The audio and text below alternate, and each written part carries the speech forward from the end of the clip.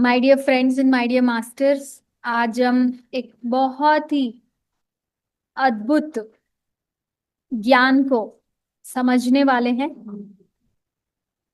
ये अंग्रेजी में एक किताब का नाम है इमॉर्टल टॉक्स और हिंदी में इसका नाम है कली हनुमानी। सो मेरे प्यारे दोस्तों, ये जो किताब का ज्ञान है, ये मेरी लाइफ को पूरा बदल डाला। मैं ये इसलिए बोलना चाह रही हूँ कि ऑफ कोर्स मेडिटेशन हमारे पत्री जी ने जो सिखाया, उससे तो मेरा जीवन बदला ही बदला है। और उन्होंने ही बताया है कि स्वाध्याय करना है। और पत्री जी ने ही कली हनुमानी किताब सजेस्ट किया था 2019 में। स्पेशल वीडियो बनाया था उन्होंने तेलुगु में, हिंदी में। और उस वक्त मेरे पास इस किताब को खरीदने के लिए भी पैसे नहीं थे। मतलब फाइनेंशियल स्ट्रगल था मेरी लाइफ में। अचानक मेरी लाइफ मतलब पीडीएफ आया। मतलब मेरी इच्छा हुई पढ़ना है और पीडीएफ आ गया मोबाइल में।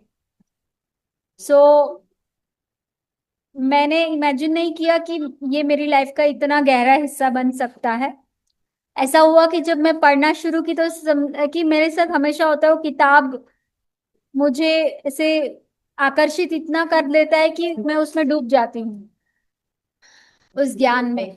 तो मेरे साथ ऐसे ही हुआ। ऐसे मल्टीपल दूसरी किताबों के साथ भी हुआ है। जैसे टॉरकॉम सैराडारियन की किताबें हैं, ओशो की किताबें हैं, और भी बहुत सारे मास्टर्स की किताबें मैंने पढ़ी हैं। तो वैसा ही होता है, बट ये किताब ने बहुत बहुत गहराई से मेरी ऊपर एक असर डाला, इम्पैक्ट डाला, क्योंकि इस किताब में ऐसी ऐसी बातें थी जो मेरी सोल के ग्रोथ के लिए जरूरी था, बातें। और जो जो गलतियां मैं कर रही थी मेरे डेली लाइफ में, चलो ध्यान तो हम करते हैं, ठीक है, बट अगर मुझे पता नहीं है कि चाय में चीनी नहीं गिरती है, नमक गिरता है। सॉरी, चाय में नमक नहीं गिरता है, चीनी गिरती है। अगर मुझे ये पता नहीं है तो अनकॉन्शियसली मैं दूध में और चाय में नमक डालूंगी, वो क्योंकि मुझे पता नहीं है। समझ रहे हो?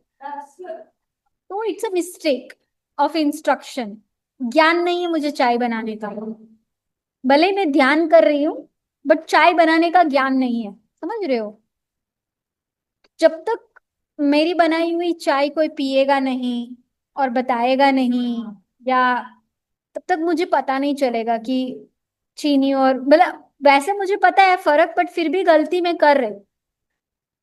तो सिमिलरली ऐसा ही समझो कि ध्यान में कर रही हूँ, बट बहुत सारी गलतियां भी कर रही हूँ डेली लाइफ में। तो मुझे कौन बताएगा? तो मेरे गुरु ही बताएंगे। अब पत्री जी के पास इतना टाइम थोड़ी ना है कि उसके उनके पास लाखों स्टूडेंट्स है, करोड़ों स्टूडेंट है पूरी दुनिया में।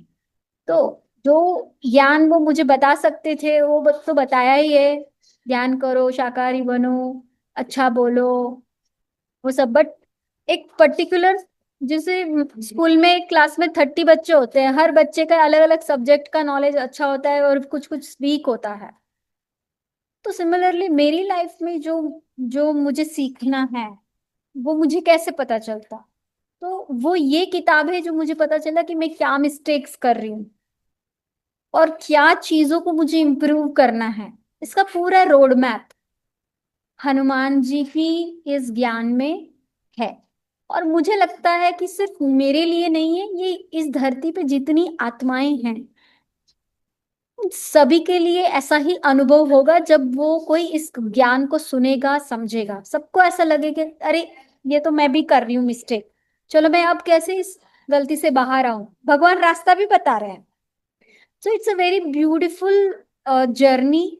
हर चैप्टर में क्या है और हमको कैसे उस विजडम को अपने लाइफ में उतारना है। तो मैं आपको आज बहुत ही डेप्थ में नहीं बताऊंगी क्योंकि समय कम है, बट मैं हर चैप्टर का नाम बताऊंगी, उससे मैंने क्या सीखा वो बताऊंगी। ठीक है? तो जब आप पढ़ने की कोशिश करोगे इस किताब को, इसका पीडीएफ में दे दूंगी मैं, हिंदी में इंग्लिश में मेरे पास है। तो वो आप फर्दर आपकी ग्रुप्स में शेयर कर लेना, आप लोग घर में प्रिंट करके आप इसको पढ़ सकते हो। ठीक है? सो माय इंटेंशन इज कि आपको एक ग्लिम्सिस देना, एक एक होता है ना, पूरी मूवी का एक ट्रेलर दिखाना, जैसे मूवी का रिव्यू बताते ना, अरे यार ये फिल्म बहुत अच्छी है, अभी हनुमान अंश चल रहा है नया, की मूवी आया है अपने नीम करोली बाबा के ऊपर, वो बहुत फेमस चल रहा है, तो सब लोग बात कर रहे हैं हनुमान अंश पढ़ो। हाँ, पीडीएफ हिंदी में भी है, मैं दूंगी। सो उसी तरीके से ये कली हनुमानी जो है वो भी एक मूवी की तरह है समझो। उसके 20 चैप्टर है, पार्ट 1 में 6 चैप्टर है, पार्ट 2 में 6 चैप्टर्स है, और पार्ट 3 में 8 चैप्टर है। पार्ट 3 लेटेस्ट किताब है, अभी मई में ही रिलीज हुई है। तो आप इसको एक 20 चैप्टर का एक मूवी है समझो, जिसको मैं अभी आपको ट्रेलर दिखाऊंगी। और ये भी समझ लेना कि जो मैं बता रही हूँ ये बहुत ही परफेक्ट है, ऐसा नहीं है, हो सकता है मैंने कुछ पूरा समझा नहीं हो, अधूरा समझा हो या गलत समझा हो, तो please forgive me for that. But my intention is कि आप लोग इस किताब को खुद पढ़ो, खुद समझो। मैं आपको आपके अंदर एक इंटरेस्ट जगाने की कोशिश कर रही हूँ एज अ रीडर, जो मुझे पसंद आया है वो पॉइंट्स मैं आपको शेयर कर रही हूँ, ठीक है, जितना मुझे याद है। तो इस किताब में आपको स्क्रीन शेयर करती हूँ। मुझे स्क्रीन शेयरिंग का ऑप्शन दीजिए ना। अच्छा, है। एक मिनट। सो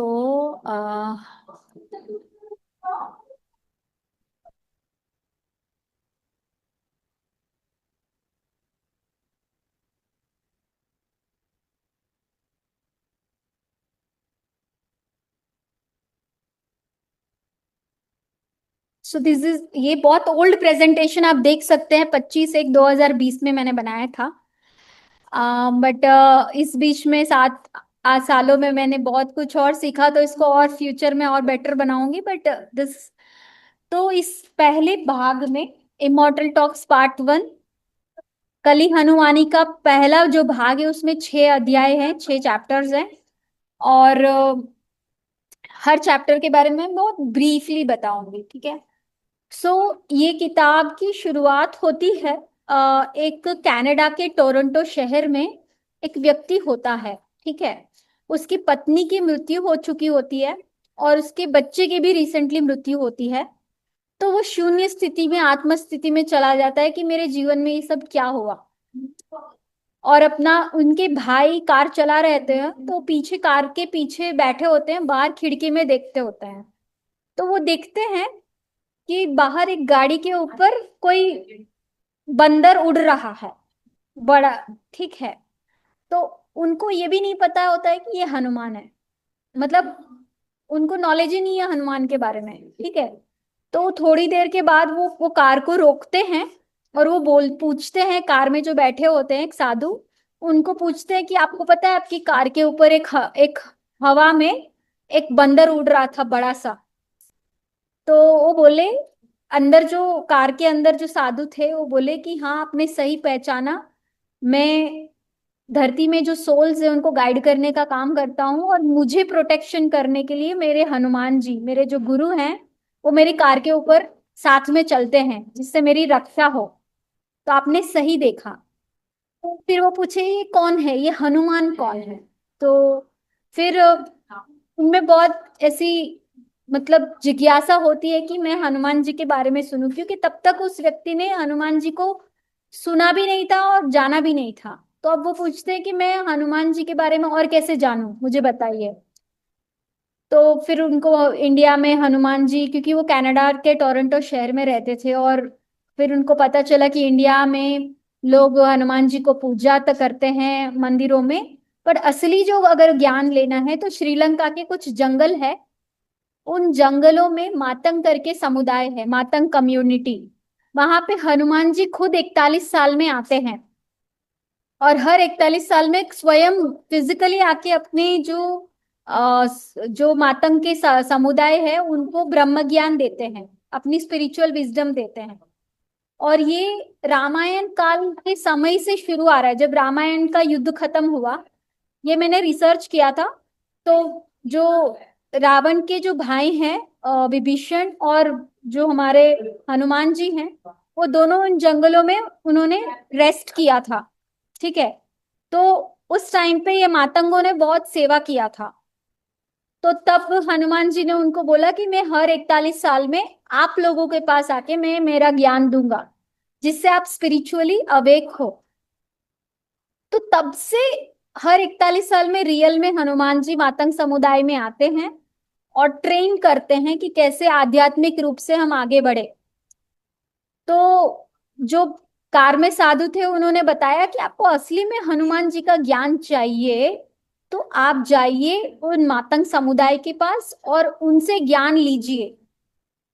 तो इस तरीके से उनको जब पता चलता है तो वो अपने दो असिस्टेंट को हायर करता है, और वो अपना नाम भी बदल देते हैं हनुदास करके, क्योंकि वो जो बाबा होते हैं कार में साधु जो होते हैं वो उनका नाम चेंज करते हैं, उनको नाम देते हैं हनुदास, मतलब हनुमान के दास, हनुमान के सेवक।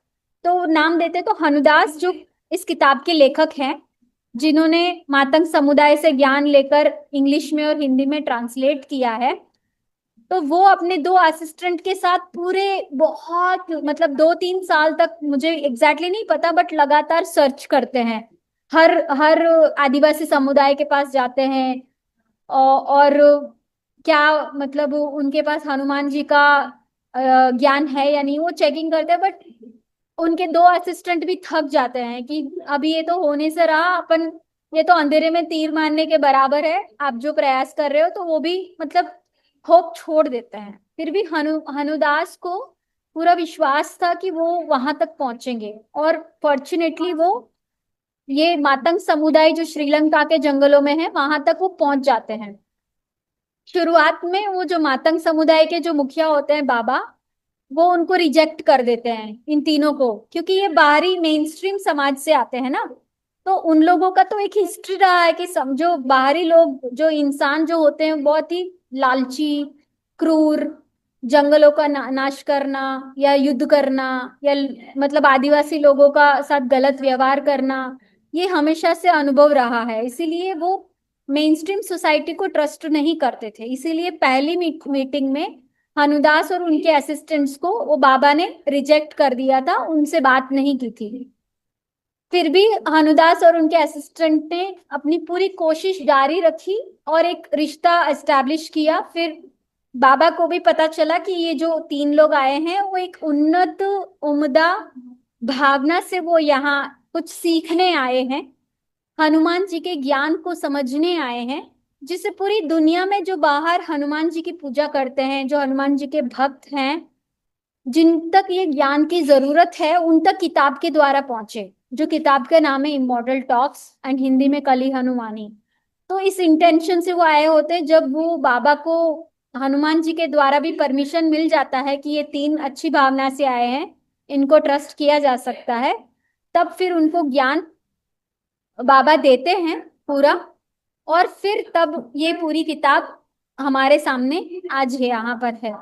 लास्ट टाइम बोला जाता है कि 2014 में हनुमान जी मातंग समुदाय में आए थे। 2014 जुलाई हनुमान जी स्वयं मातंग समुदाय में आए थे और उन्होंने पूरा विजडम दिया था। और उसी काल के दौरान, क्योंकि पहली किताब 2017 में छपी थी, तो 2014-15 के टाइम में हनुदास जी वहां गए थे और उन्होंने पूरा ज्ञान लिया था, और किताब बाद में 2017 में आई। तो ये इसका बैकग्राउंड है, ठीक है। अब पहला जो चैप्टर है, ऑल्टरनेट मदर, ठीक है। तो पहले चैप्टर में ये बताया गया है कि एक छोटा सा बच्चा होता है जिसका नाम है चित्ता, और उसपे क्या होता है, भ्रम पैदा होता है मातंग समुदाय में। क्योंकि एक माँ का एक ही बच्चा होता है, बट एक दूसरी औरत महिला होती है, उसको भ्रम, उसको ऐसा लगता है कि वो चित्ता उसका बेटा है, और जो असली माँ है वो तो बोलेगी मेरा बेटा है क्योंकि वो पेट से जन्म दिया। अब पूरे गांव में एक भ्रम पैदा हो गया कि दो माँ कैसे हो सकती है एक बच्चे की। और वो दोनों बाबा के पास जाते हैं। बाबा भी कंफ्यूज हो जाते हैं कि भाई ये कौन सी सिचुएशन है, इससे हमें क्या सीखना है। और फिर बोलते हैं कि चलो पहाड़ पे चलते हैं। फिर पहाड़ पे जैसे ही चढ़ते हैं वो हनुमान जी को देखते हैं, मतलब 41 साल के बाद हनुमान जी वहां आ चुके होते हैं। तो सबसे पहले वो बाबा देखते हैं उनको, तो वो बहुत खुश हो जाते हैं कि बाबा मैं हनुमान जी आप एकदम सही सा टाइम पे आए हो, मैं बहुत प्रॉब्लम में हूँ। मुझे कंफ्यूज हो रहा है कि ये 2 माह कैसे हो सकते हैं बच्चे के। तो हनुमान जी बोलते हैं बच्चे को पूछो ना। तो बाबा बोलते वो तो 2 ढाई साल का है, वो कैसे जवाब देगा। तो हनुमान जी बोलते हैं आप शरीर मत देखो, आत्मा को देखो, उससे बात करो, वो तुम आपको सब जवाब देगा। तो इस तरीके से फिर बाबा बच्चे से पूछते हैं कि बता बेटा तेरा असली माँ कौन है। तब वो बच्चा पास्ट लाइफ में जाता है और अपना पूरा कहानी बताता है कि पास्ट लाइफ में वो जब मर जाता है तब वो भगवान से एक गाइडेंस मांगता है कि अब मैं जन्म लूंगा ना तो मुझे मोक्ष चाहिए। तो मुझे भगवान ऐसा जन्म देना कि मेरे को जल्दी से जल्दी मोक्ष मिले। अब मैं सुख दुख में फंसना नहीं चाहता, जन्म मरण के चक्र से बाहर निकलना चाहता हूँ, मुझे मोक्ष चाहिए। तो मेरा अगला जन्म होगा वो आखिरी जन्म होगा धरती का, तो मुझे ऐसा जन्म दो। इसीलिए वो मातंग समुदाय में जन्म लेता है चित्ता, क्योंकि वो हनुमान जी की भक्त वाला कम्युनिटी है। दूसरा कि भगवान बोलते हैं कि बेटा तू विरोधाभास कंडीशन मतलब कंफ्यूजिंग कंडीशंस में रहेगा, जहां पे भ्रम पैदा होगा वो तू ज्यादा कंफ्यूज होगा और जल्दी सत्य को जानेगा, जल्दी ज्ञान को पाएगा और जल्दी मोक्ष तुझे मिलेगा। इसीलिए जन्म के साथ ही कंफ्यूजन शुरू हुआ, 2 माह का भ्रम क्रिएट हुआ, क्योंकि उसने उसका सोल डिजाइन था। जितना ज्यादा भ्रम हर सिचुएशन में एक्सपीरियंस करेगा उतना जल्दी ज्ञान उसको मिलेगा, उतना जल्दी मोक्ष उसको मिलेगा उस परिस्थितियों से। ठीक है। तो वी क्रिएट अवर रियलिटी, ये पत्री जी भी हमेशा बोलते हैं कि हम अपनी वास्तविकता का स्वयं सृजन करता है। जो भी हमारे साथ अच्छा हो रहा है बुरा हो रहा है इसके हम स्वयं जिम्मेदार है। ठीक है। तो ये फर्स्ट चैप्टर जो है ऑल्टरनेट मदर, तो उससे ये हमारा लेसन है। ठीक है। दूसरा चैप्टर है मरमेड्स, मतलब जल कन्या। अब मैंने आपको मातंग समुदाय के एक किरदार के बारे में बताया, वो है बाबा। बाबा की उम्र 60-65 साल होगी, वो बूढ़े हैं। अब वो एक्चुअली थक रहे हैं। अब क्या है कि वो चाहते हैं कि वो नया कोई मुखिया बने और वो अपनी पूरी जिम्मेदारी उसमें ट्रांसफर करे। तो मातंग समुदाय का एक नया लीडर होता है उर्वा करके, जिसकी उम्र 19 साल होती है, 19-20 साल होती है। तो अब जल्दी थोड़ी ना वो लीडर बनेगा। तो वैसे तो वो जब उसकी 9 साल की उम्र थी उर्वा की, तभी मास्टर्स ने या हनुमान जी ने बताया था कि ये लड़का फ्यूचर लीडर बनेगा मातंग समुदाय का। तो सबको पता था कि ये फ्यूचर लीडर है, बट उर्वा को खुद को अपने पे भरोसा नहीं होता है। उसको लगता है कि मेरे में ऐसा क्या है कि मैं लीडर बनूं। तो उर्वा को ट्रेनिंग दी जाते हैं सूक्ष्म मतलब ड्रीम्स के द्वारा, सपनों के द्वारा उसको एस्ट्रल ट्रेनिंग बोलते हैं इसको, कि जो फ्यूचर में जो बड़ी बड़ी मुसीबतें आने वाली होती है ना उसकी पहले से ट्रेनिंग भगवान देता है सपनों के द्वारा। तो उर्वा को बचपन से एक सपना आता है और वो बहुत भयानक सपना होता है। और ऐसा होता है कि लीडर की ट्रेनिंग तब कंप्लीट होती है जब वो सपने से सीखता है। जब तक वो सपने से सीखेगा नहीं वो सपना रिपीट होगा उसकी लाइफ में। तो वो सपना उसका रिपीट ही होता रहता है। तो एक बार एक ऐसा सेम सपना जो बचपन से आता है वो ये है, बट इस बार क्या है कि उसको पूरा सपना आया। मतलब उसको पहले थोड़ा थोड़ा आता था, अब इस बार उसको पूरा सपना आया। अब सपने में ये देखता है, इस बार जब पूरा सपना आया वो ये देखता है कि एक समुंदर में एक पत्थर होता है, उस पे वो बैठा हुआ होता है और एक सुंदर सी लड़की दिखती है और वो अपना हाथ ऐसे फैला के उससे मदद मांगती है।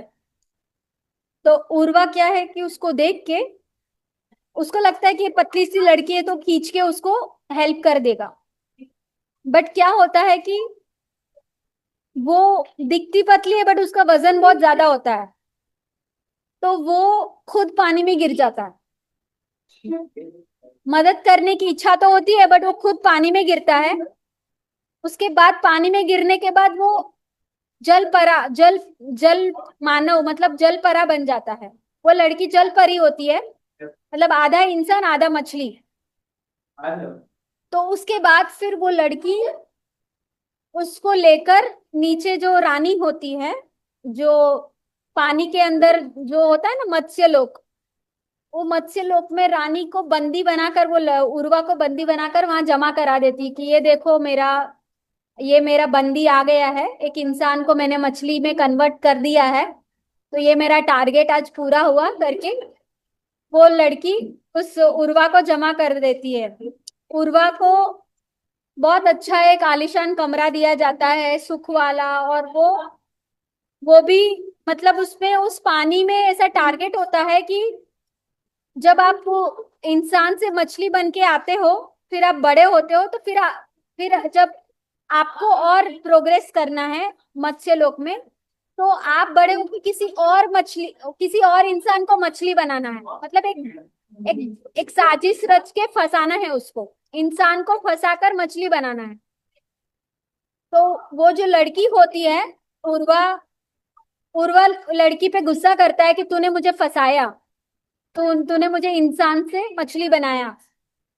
तो वो लड़की भी गुस्सा करती है कि तुम बेवकूफ थे, मैं तो मछली से इंसान बनना चाह रही थी, तुम मेरा वजन उठा नहीं पाए, जब तुम मदद ही नहीं कर सकते थे तो तुमने मुझे हाँ क्यों बोला। मेरे पास एक जो चांस था इंसान बनने का, वो भी मैंने खो दिया तुम्हारे वजह से। तो करके वो गुस्सा होती है, तो बेसिकली वो लड़की इंसान बनना चाह रही थी क्योंकि वो मछली थी। तो अगर वो लड़का, जो भी व्यक्ति है, उसको मदद कर सकता था सक्सेसफुली, तो वो इंसान बन जाती किनारे पहुंच के। बट वो मदद नहीं कर पाया, तो अब वो इंसान पानी में डूब गया और वो मछली बन गया। तो दोनों का एक पॉसिबिलिटी था, या तो अगर वो उर्वा उस लड़की को मदद करता तो वो लड़की इंसान बन जाती, क्योंकि उर्वा उसको मदद नहीं कर पाया तो वो लड़की की साजिश में वो फंस गया। तो इस तरीके से फिर उर्वा भी बड़ा होता है, और लास्ट में वो जाता है फिर से किनारे, तो उसका भी टारगेट होता है, तो वो जाके उसको फंसाने की कोशिश करता है उस लड़की को। तो वो लड़की फंस भी जाती है और वो नीचे लेके आता है। तो इस तरीके से वो जब मछली था तो उसने भी दूसरे इंसान को फंसाया और मत्स्य लोक में लेके आया। पहले तो वो खुद फंसा और पानी में गिरा, इंसान से मछली बना, और फिर दूसरी बार कुछ सालों के बाद दूसरे इंसान को वो खुद फंसाता है, जैसे उसके साथ हुआ ना बुरा, वैसा वो खुद दूसरे इंसान के साथ करके उसको भी मछली बना के लेके बंदी बना के आता है और वो अपना टारगेट पूरा करता है। लास्ट में क्या होता है कि वहां पे एक मौत होती है, मतलब एक मौत का कार्यक्रम होता है जहाँ पे एक बड़ा शार्क होता है, उसके मुंह में बूढ़ी मछलियों को डाला जाता है। तो उर्वा का टर्न आता है, मरने का टाइम आता है, और वो बड़ा सा मछली के मुंह में जाने के टाइम पे वो एकदम डर के मारे उठ जाता है। तो ये पूरा सपना वो जाके बाबा को बताता है कि बाबा आज मैंने पूरा सपना देख लिया और इसका क्या मतलब है, मैं आज समझना चाहता हूँ। तो बाबा ने बोला बहुत बढ़िया उर्वा, आज तूने अपना पूरा सपना देख लिया, मतलब तूने अपना लेसन पूरा कंप्लीट किया, बट अब तुझे इसको डिकोड करना है, जो तेरी एस्ट्रल ट्रेनिंग चल रही है इसका क्या मतलब है। तो बाबा ने बोला ये जो जल परी होती है वो आपके जीवन के रिश्तों में होती है, ऐसे लोग जो आपको बुरे कर्मों के दलदल में फंसाते हैं और आपको स्पिरिचुअली प्रोग्रेस करने में आपको बाधा डालते हैं, वो आपका समय बर्बाद करते हैं, आपको जाल में फंसाते हैं और आपको परेशान करते हैं। तो आपको उन लोगों को कैसे पहचानना है, क्योंकि आप तो फ्यूचर लीडर हो और आपके सामने तो रोज 10-15 ऐसे 100 हजारों लोग आते रहेंगे। तो अगर ये जल जल परियों के जाल में फंसते रहोगे तो आप तो पूरे समाज, पूरे मातंग समुदाय को डुबो दोगे, आप अच्छे लीडर नहीं बनोगे। तो इसीलिए आपको पहचानना पड़ेगा कि जल परियां होती है वो आपको इमोशनली मैनिपुलेट करती है, इमोशंस के साथ फंसाने की कोशिश करते हैं। तो इन लोगों को आपको पहचानना है और इनसे दूर रहना है और इनसे बचना भी है।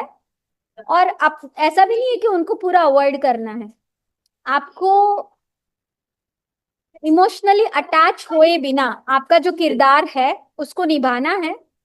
अगर मान लो कि मुझे शुभ लक्ष्मी जी से गुस्सा हो रहा है, मुझे गुस्सा आ रहा है, मान लो वो मेरी फ्रेंड है और कुछ काम ठीक से नहीं किया, तो मुझे गुस्सा आ रहा है, बट मैं सच में गुस्सा नहीं करूंगी शुभ लक्ष्मी जी से, मैं गुस्सा होने का नाटक करूंगी। देर इज अ रीजन, वो कारण है, जेन्युइन कारण है गुस्सा होने का। But like being a leader और समबडी स्पिरिचुअल पर्सन का नॉलेज होने के कारण मैं एक्सट्रीम गुस्सा नहीं करूंगी उन पे, मैं गुस्सा करने का नाटक जरूर करूंगी। आप समझ रहे हो? तो इमोशंस में अटैच होए बिना मैं गुस्सा करने का नाटक करूंगी। समझ गए? मान लो मेरा बेटा है, कुछ गलती करी, बहुत जोर से थप्पड़ मारने का मन किया, गुस्सा आया भी, बट मैं एक्सप्रेस भी करूंगी बट नॉट इमोशंस के साथ। आई विल, मैं बोलूंगी भी एक नाटक के रूप में कि बेटा मैं बहुत गुस्से में हूँ, अभी मेरे से बात मत कर, ये वो, बट मैं अवेयर हूँ, मैं एकदम पागल की तरह नहीं कर रही हूँ, एकदम अटैच होके नहीं कर रही हूँ। आप समझ रहे हो? तो एक नाटक कर रही हूँ, एक्सप्रेस भी कर रही हूँ, बट एक्चुअली गुस्सा नहीं हूँ। समझ रहे हो आप? अटैच्ड नहीं हूं मैं। उसी तरीके से मुझे बहुत ही अच्छा लगता है, बहुत खुशी हो रही है, तो अगेन मैं अंदर से खुश आ रहा है, बट मुझे पता है कि ये खुशी भी मुझे इमोशंस में फंसाएगी। तो स्पिरिचुअलिटी में समस्थिति में रहना है, दुख आने पे बहुत दुखी नहीं होना है, सुख आने पे बहुत खुशी नहीं होना है। तो मैं एक बहुत खुशी में डूबे बिना I will express my feeling that yes I am happy, thank you God for giving me this happiness. तो मैं उसको अनुभव करूंगी बट इमोशनली अटैच नहीं हूँ। ठीक है? तो ऐसे 9 इमोशंस है।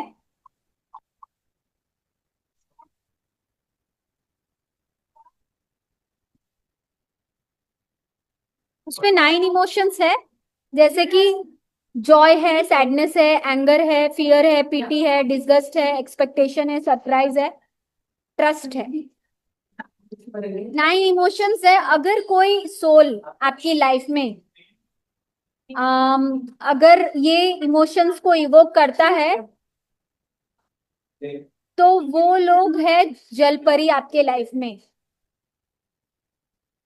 समझ रहे हो आप? तो आप लोगों को कोई भी रिश्ता हो, घर का हो, बाहर का हो, बिजनेस का हो, ऑफिस का हो, आपको अपने अंदर जागरूक होना है। तो यही मतलब, इंस्टेड ऑफ गेटिंग अटैच्ड आपको जागरूक होना है। ठीक है?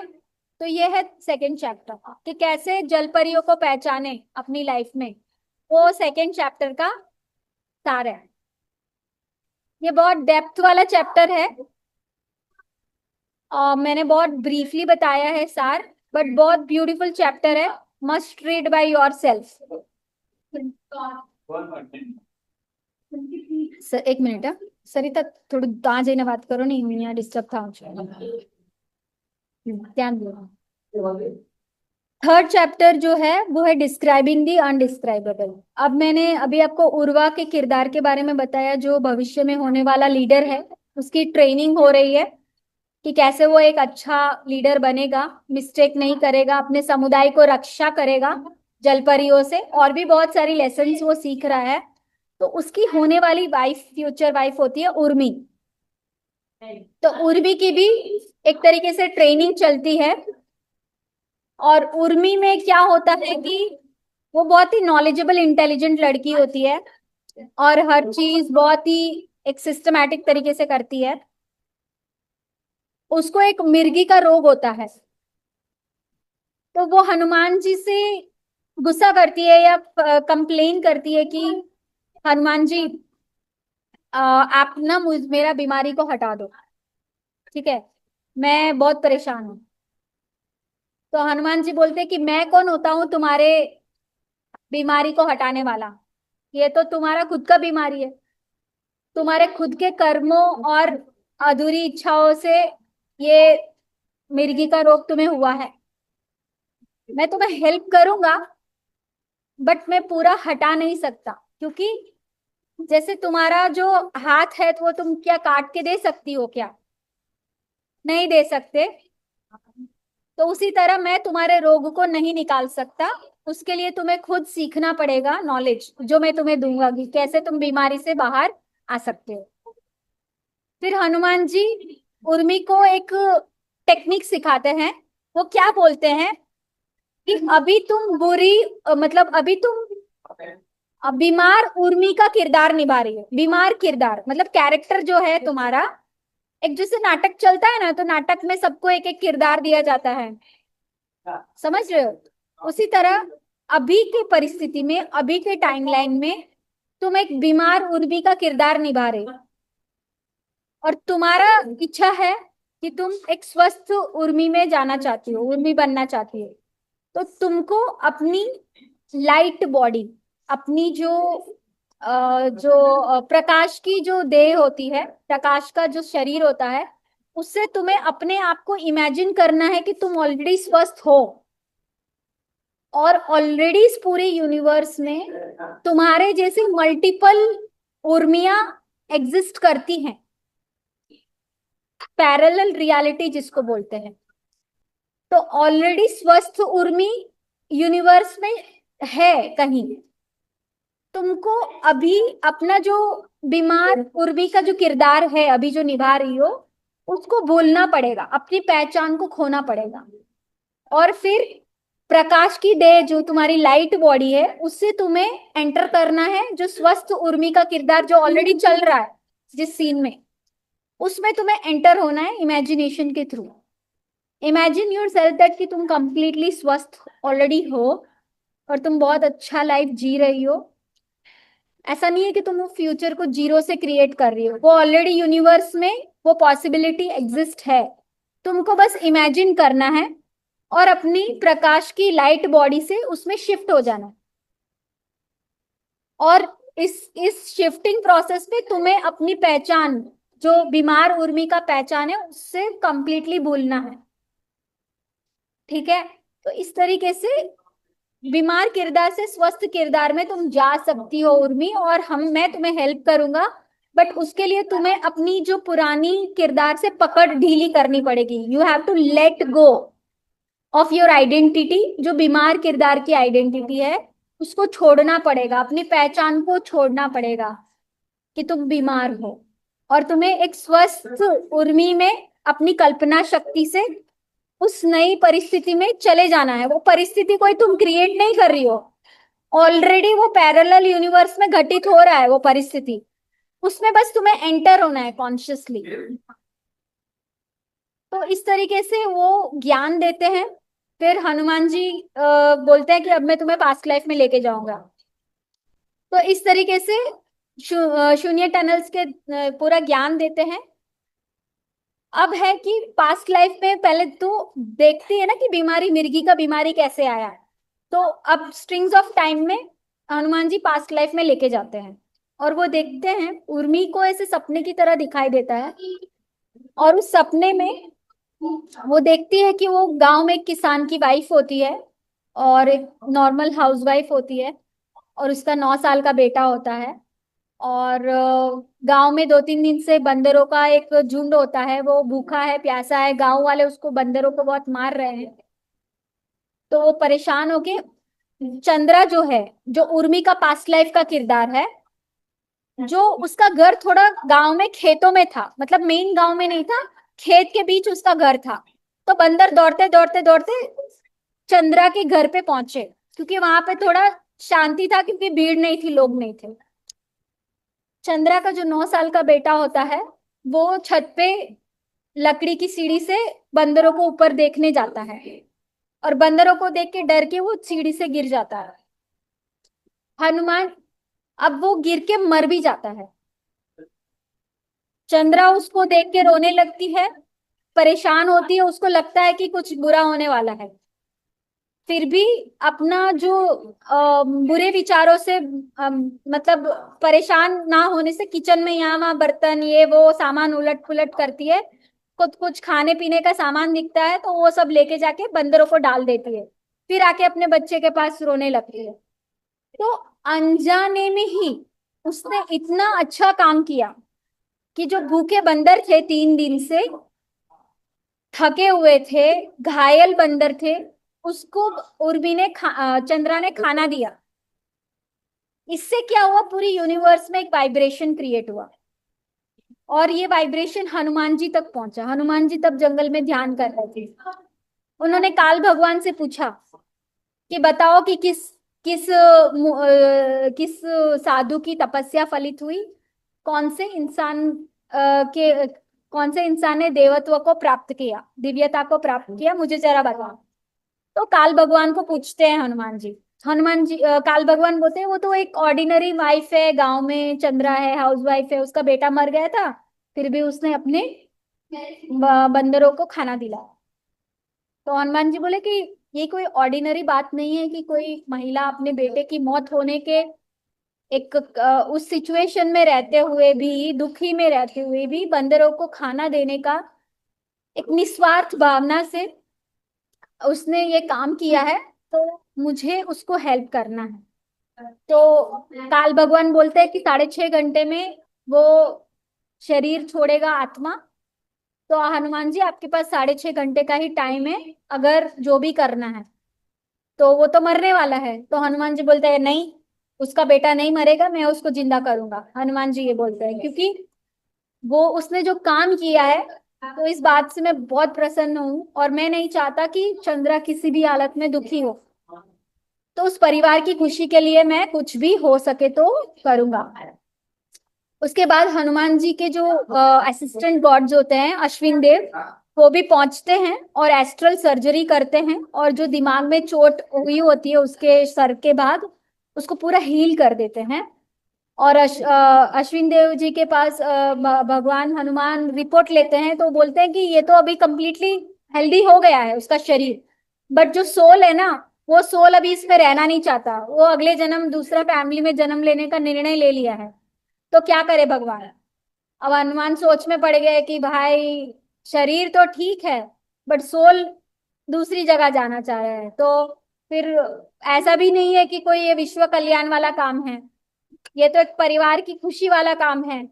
तो ऐसा बहुत ज्यादा डिवाइन पावर्स भी यूज नहीं कर सकते इस सिचुएशन में। तो हनुमान जी अब सोचने लगे कि ऐसा मैं क्या करूं कि ये पूरा परिवार खुश हो और ये बेटा जिंदा हो जाए, और टाइम भी कम है।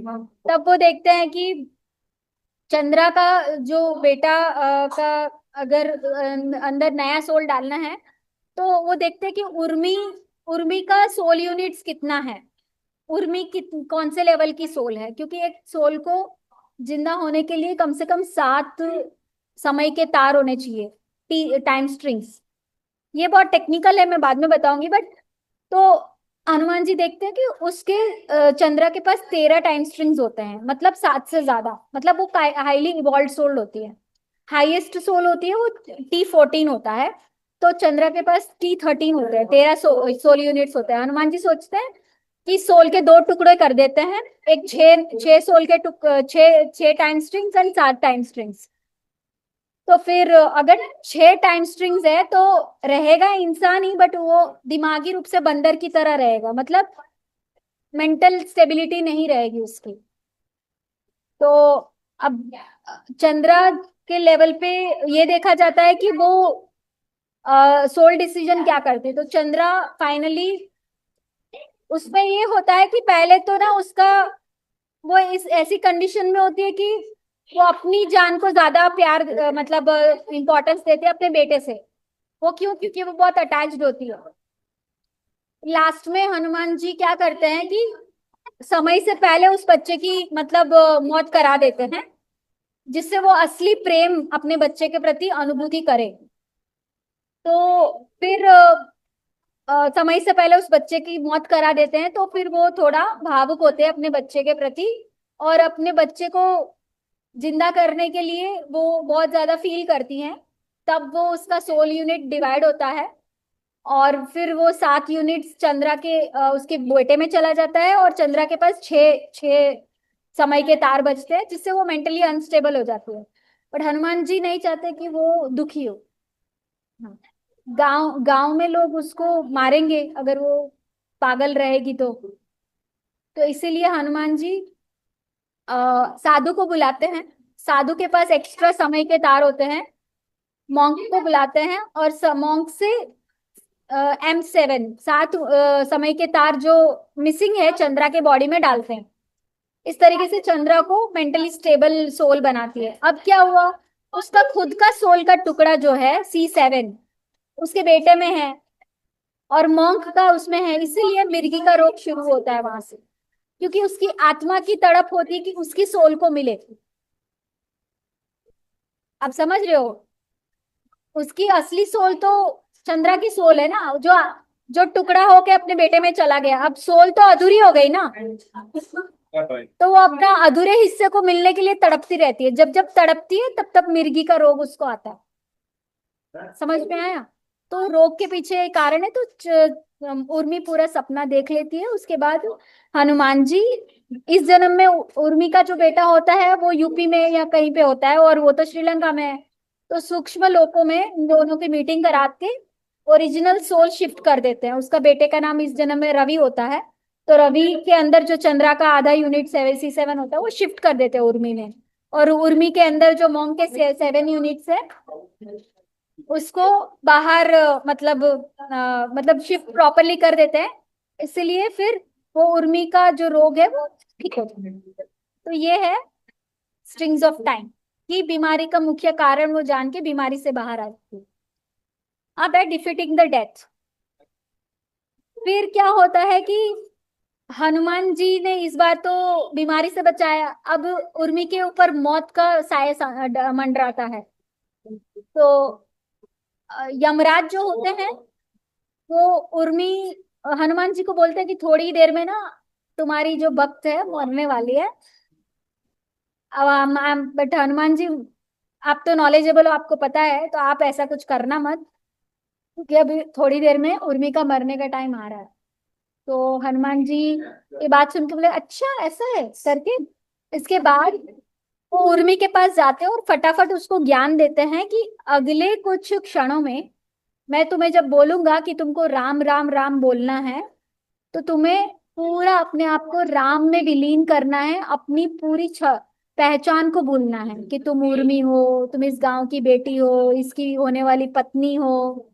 जितनी भी यादें हैं उर्मी से रिलेटेड सबको भूल जाना है।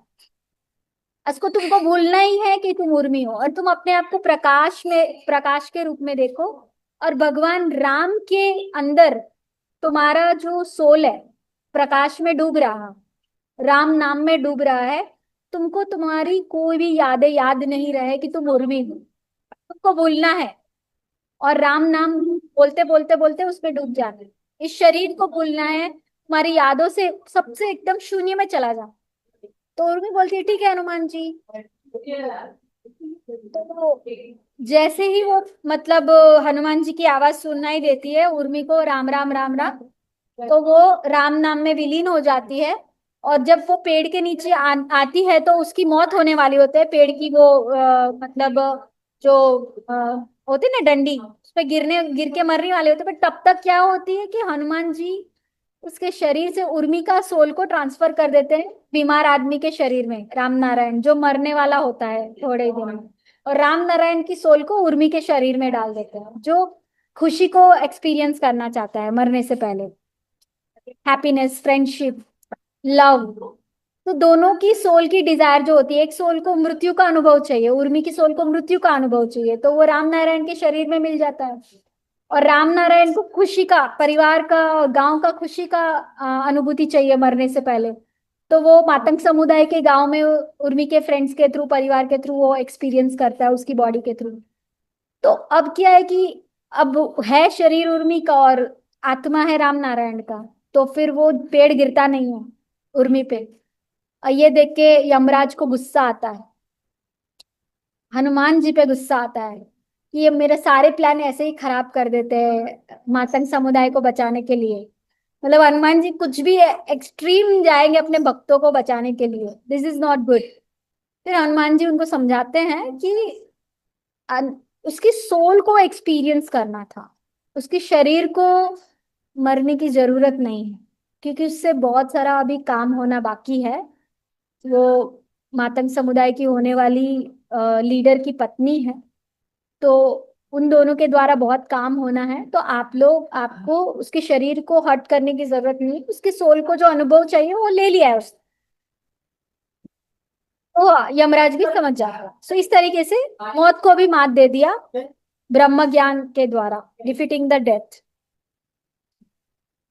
छठा चैप्टर है कर्स्ड सोल्स, श्रापित आत्माएं। तो श्रापित आत्माओं का कॉन्सेप्ट बहुत इंपॉर्टेंट है, बट मैं बहुत शॉर्टली बता रही हूँ। तो हनुमान जी बोलते हैं कि इस पूरे ब्रह्मांड में हर व्यक्ति श्रापित आत्माओं से संक्रमित है। कैसे? इमोशंस के द्वारा, भावनाओं के द्वारा। जैसे जलपरियां फंसाती है ना इमोशंस के द्वारा, वैसा श्रापित आत्माएं भी हमारे अंदर भावनाओं के रूप में रहते हैं, विचारों के रूप में रहते हैं, हमारी सोचने समझने की शक्ति बिल्कुल कम कर देते हैं। वो जो दिखाना चाहते हैं उसी को हम सच्चे मानते हैं। जैसे फॉर एग्जाम्पल, कोई मेरी फ्रेंड है, वो मेरी बचपन की फ्रेंड है, मैं उसको बहुत भरोसा करती हूँ, इतना भरोसा कि जान भी देना पड़े तो। अब क्या है कि उसने जो भरोसा जीता है ना, उससे मान लो कि मैंने उसको 10 लाख रुपए दिए, 10 लाख रुपए लेके मान लो कि उसने मुझे चीट किया। तो पहले तो मैंने उसको बहुत भरोसा किया, उसके बाद उसको मैंने उसके पैसे दिए, पैसे, अब भरोसा मेरा जब टूटा तो मुझे दुख हुआ। तो जब वो मेरे साथ दोस्ती में थी तब मैंने उसकी दोस्ती को बहुत एंजॉय किया, पॉजिटिव इमोशन, फ्रेंडशिप, ट्रस्ट। तब जो इमोशन था वो सुरा था, मतलब पॉजिटिव इमोशंस का, सुरा मतलब पॉजिटिव इमोशंस। तो मेरे द्वारा सुरास ने आनंद को अनुभूति किया, मैंने नहीं किया। जो पॉजिटिव इमोशन में एक्सपीरियंस कर रही थी वो मैं नहीं कर रही थी, सुरास कर रहे थे मेरे शरीर के द्वारा। अब इतना पॉजिटिव इमोशन मुझे आ गया, मजा आ गया मेरी दोस्त के साथ। अब मुझे फंसाया नेगेटिव इमोशंस में असुरों ने। पैसा मैंने दे दिया, अब उसने मेरा ट्रस्ट जीता, अब चीट करने का उसको अच्छा मौका मिल गया। तो अब मैं दुख में चली गई। तो अब जो मैं दुख अनुभव कर रही हूँ उससे असुराज एंजॉय कर रहे हैं, आनंद ले रहे हैं मेरे दुख का। तो ये भावनाओं का रस लेते हैं सुरा और असुरा हमारे शरीर और मन पे कब्जा करके। तो बोलते हैं कि आप जो खाना खा रहे हो और जो मजे ले रहे हो वो आप नहीं, आपके शरीर के द्वारा सुर एंजॉय कर रहे हैं। और जब बहुत खा के बीमार हो जाते हो उसके बाद जो दुख आता है उसके बाद असुर एंजॉय करते हो। तो आप सुर और असुर का भोजन बन रहे हो, एक माध्यम बन रहे हो, और कर्मों में फंसते जा रहे हो, बुरी आदतों में फंसते जा रहे हो, दुख और सुख सुख के चक्र में फंसते जा रहे हो। तो उससे आपको मुक्त होने के 3 तरीके हैं। पहली बात तो बी अवेयर, मतलब जागरूक रहना। जब आपको ये पता चल जाता है कि आप किसी व्यक्ति के बारे में बार बार कंप्लेन कर रहे हो, या आप किसी के बारे में कंप्लेन कर रहे हो, कोई आपके बारे में कंप्लेन कर रहा है, अगर आप कंप्लेन कर रहे हो तो आप संक्रमित हो, और आपके बारे में कोई और कंप्लेन कर रहा है तो वो संक्रमित है। तो जब आप ये रियलाइजेशन हो जाएगा कि मैं बहुत ना, अगर बहुत चाय पीती हूँ मान लो दिन में 5 बार, तो अपने आप को बोलना है बेटा चाय मैं नहीं पी रही हूँ, सुर पी रहे हैं, मजे ले रहे हैं। और चाय पीने के बाद जो रोग आता है, उससे जो दुख हो रहा है, वो असुर एंजॉय कर रहे हैं, दुख का रस पी रहे हैं। तो जब आप अवेयर हो जाते हो कि मेरे शरीर के द्वारा सुर असुर रस ले रहे हैं, तो तब उनके लिए, जैसे घर में चोर घुसता है तो मालिक को पता चल जाए तो चोर को बाहर निकलने का रास्ता ढूंढता है ना, क्योंकि अभी अभी ये पकड़ेगा मुझे। तो सेम वही कहानी है कि आपके कॉन्शियसनेस में ये अवेयरनेस आती है कि जो भी हो रहा है वो सुर असुर रस का पान ले रहे हैं और मुझे भावनाओं में नहीं फंसना है। तब वो सुर असुर भागने का रास्ता ढूंढते हैं, क्योंकि अब आपको पता चल गया है। Is it clear? So be aware of your emotion. Second is refuse. जो वो इमोशंस के द्वारा आपके अंदर विचार उठते हैं या कोई लोग आपके बारे में बोल रहे हैं, उसको डिनाई करो, क्योंकि वो एक लिमिटेड रियलिटी को आपके सामने प्रस्तुत करते हैं जो उनके लिए फायदा कारक है। समझ रहे हो? फॉर एग्जाम्पल, चाय पीने से बीमारी है, बट आप कुछ ऐसा कंटेंट पढ़ोगे कि चाय से तो बहुत फायदे हैं भाई। अच्छा, बहुत फायदा है तो बहुत चाय पियो। मतलब ऐसा रियलिटी वो दिखाएंगे जो उनके लिए फायदा कारक। राइट? तो रिफ्यूज, जो आपके इमोशंस में आपको जो अंदर से विचार आ रहे हैं वो रिफ्यूज करो, एंड एक न्यूट्रल अपने विचारों का दायरा बड़ा करो। लास्ट में, अब क्योंकि आपके अंदर सुर असुर विचार और भावनाओं के रूप में है, तो भगवान जी बोलते हैं कि मुझे फल फूल पत्ते और मिठाई मत चढ़ाओ। आप रोज सुबह अर्ली मॉर्निंग हो, मतलब किसी दिन की शुरुआत हो, किसी हफ्ते की शुरुआत हो, किसी महीने की पहली तारीख हो या किसी साल की पहली तारीख हो, अर्ली इन द मॉर्निंग, सुबह सुबह मुझे याद करो और अपने अंदर जितनी भी अच्छी बुरी मेमोरीज हैं, पिछले दिन की, पिछले हफ्ते की, पिछले महीने की, पिछले साल की, वो सब मुझे अर्पण कर दो। फूल अगरबत्ती ये सब मुझे नहीं चाहिए। मुझे आपके अंदर की भावनाएं, अच्छी भावना, बुरी भावना, अच्छी यादें, बुरी यादें, सब कुछ मुझे अर्पित कर दो। इससे आप खाली हो जाओ, मैं निकाल दूंगा आपकी कॉन्शियसनेस से, और इस तरीके से आप सुर असुर से मुक्त हो सकते हो। तो ये 6 चैप्टर है। कितना टाइम है? तो टाइम हो गया है, आज पार्ट 1 ही रखते हैं, फिर ओवरलोड हो जाएगा। बट आप लोगों ने क्या समझा इससे, अब आप बताइए।